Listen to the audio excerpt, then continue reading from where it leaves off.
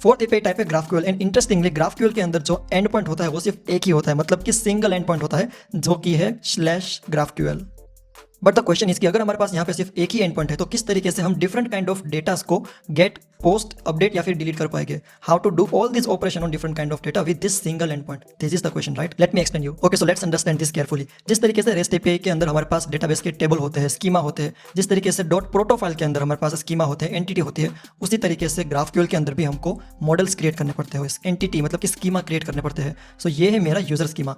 User के पास होगा अपना name, email address and post, list of post होगी जो कि यूजर ने की होगी। एंड उसके बाद मेरे पास होगा एक पोस्ट का स्कीमा, पोस्ट की एंटिटी, जिसके अंदर होगा टाइटल, लाइक्स एंड ऑथर, कि ये पोस्ट किसने की है, ऑथर कौन है ऑफ दिस पोस्ट। एंड जिस तरीके से हमने यहाँ पे मॉडल डिफाइन किए, एंटिटी डिफाइन किए, उसी तरीके से हम डिफाइन करते हैं क्वेरी एंड म्यूटेशन, मतलब कि कौन से ऑपरेशन परफॉर्म होने चाहिए। सो क्वेरी का मतलब है गेट करना, डेटा को फेच करना। इन म्यूटेशन का मतलब है डेटा को ऐड करना, अपडेट करना या फिर डिलीट करना। सो यू कैन सी यहाँ पे मेरे पास 3 क्वेरी है, मतलब कि क्लाइंट जो है वो ये 3 में से कोई एक क्वेरी कॉल कर सकता है। फॉर एग्जाम्पल अगर उसको कोई पर्टिकुलर यूजर की इन्फॉर्मेशन चाहिए तो वो कॉल करेगा यूजर, वो पास करेगा आईडी एज एन इनपुट। सो यहाँ पे ये है आईडी एंड ये है रिटर्न टाइप, मतलब कि यूजर। सिमिलरली हमारे पास है पोस्ट की, अगर हमको लिस्ट ऑफ पोस्ट चाहिए तो इस तरीके से वो जो क्लाइंट है वो सारी की सारी पोस्ट ये क्वेरी कॉल करके गेट कर पाएगा। And similarly to create post हमारे पास है create post mutation, and like करने के लिए भी हमारे पास है like post mutation. And GraphQL का बेनिफिट ये है कि ask for exactly what you need, मतलब कि रेस्ट एपीआई के अंदर अगर मैं गेट यूजर कॉल करता तो मुझको यूजर का नाम भी मिलता, ईमेल भी मिलता, उसका एड्रेस भी मिलता, मतलब कि डेटाबेस के अंदर जितनी भी इंफॉर्मेशन थी वो सारी चीजें मिलती। लेकिन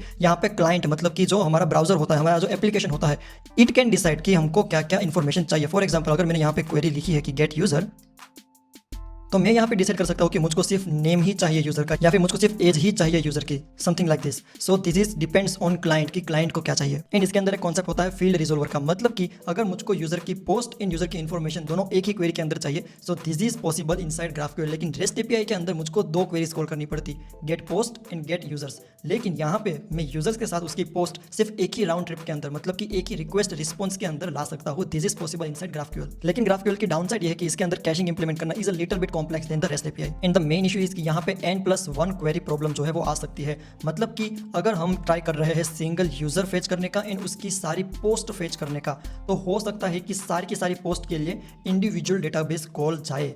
यहाँ पे कॉन्सेप्ट होता है डेटा लोडर का, जो कि सिस्टम डिजाइन का भी काफी फेमस क्वेश्चन है कि how can we use data loader. So अगर आपने डेटा लोडर यहाँ पे यूज नहीं किया तो it can result into n+1 query problem which can overwhelm your database. So you need to be careful whenever you have this kind of situation in GraphQL.